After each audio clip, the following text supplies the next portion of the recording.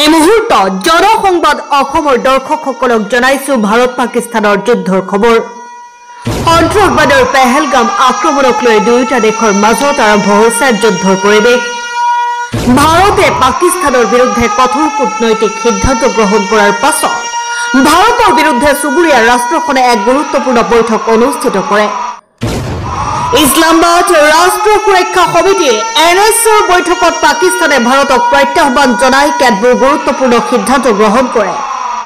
বৈঠকত পাকিস্তানে স্পষ্টকৈ কয় যে যদি ভাৰতে নিজৰ আগ্ৰাসী মনোভাৱ এৰি নিদিয়ে তেন্তে চিমলা চুক্তিকে ধৰি সকলো দ্বিপাক্ষিক চুক্তি বাতিল কৰাৰ কথা চিন্তা কৰিব।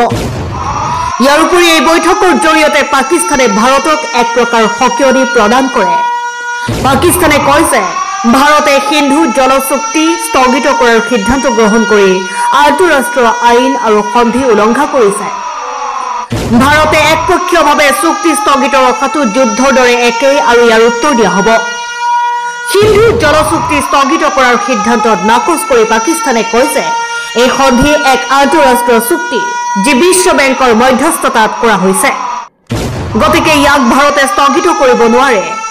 ইয়াৰ উপৰি সিন্ধুৰ পানী স্থগিত বা অন্য দেশলৈ ঠেলি নিদিবৰ বাবে ভাৰতক সকীয়াই দিয়ে পাকিস্তানে। ৱাঘা সীমান্ত বন্ধ বৈঠকৰ অন্তত পাকিস্তানেও তাৎক্ষণিকভাৱে কাৰ্যকৰী হোৱাকৈ ৱাঘা সিদ্ধান্ত বন্ধ কৰাৰ সিদ্ধান্ত গ্ৰহণ কৰে। ইয়াৰ লগতে চলামবাদত থকা ভাৰতীয় উচ্চায়ুক্তৰ সামৰিক নৌসেনা আৰু বায়ুসেনাৰ উপদেষ্টাসকলক অবাঞ্ছিত ব্যক্তি বুলি ঘোষণা কৰি অহা 30 এপ্ৰিলৰ ভিতৰত দেশ এৰাৰ নিৰ্দেশ দিছে। লগতে ভাৰতীয় উচ্চায়ুক্তৰ কৰ্মচাৰীৰ সংখ্যা 30 জনলৈ সীমাবদ্ধ কৰাৰ সিদ্ধান্ত। আকাশমাৰ্গ বন্ধ পাকিস্তানে SAARC ভিছা ৰেহাই আঁচনিৰ অধীনত ভাৰতীয় নাগৰিকক প্ৰদান কৰা সকলো ভিছা তাৎক্ষণিকভাৱে কাৰ্যকৰী হোৱাকৈ বাতিল কৰে। অৱশ্যে এই ক্ষেত্ৰত শিখ তীৰ্থযাত্ৰীসকলৰ সকাহ প্ৰদান কৰা হৈছে।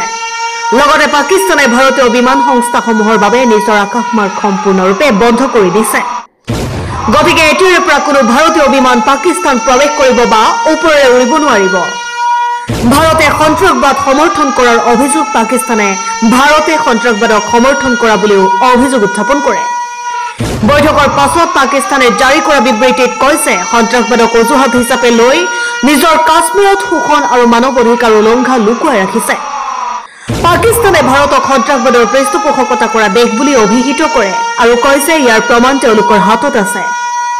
কাশ্মীৰ প্ৰসংগ বৈঠকত পাকিস্তানে কাশ্মীৰ বিষয়টো আন্তঃৰাষ্ট্ৰীয় পৰ্যায়ত তুলি ধৰাৰ বাবে দাবী জনায়। লগতে কয় যে কাশ্মীৰ ভাৰত পাকিস্তানৰ মাজত অমীমাংসিত বিবাদ। ভাৰতৰ বৰ্তমান স্থিতিয়ে এই অঞ্চলটোৰ শান্তি বিঘ্নিত কৰিব পাৰে। লগতে কয় যে ভাৰতত সংখ্যালঘু বিশেষকৈ মুছলমানৰ বিৰুদ্ধে ৰাষ্ট্ৰৰ পৃষ্ঠপোষকতাত নিৰ্যাতন বৃদ্ধি পাইছে। News desk report জনসংবাদ Assam.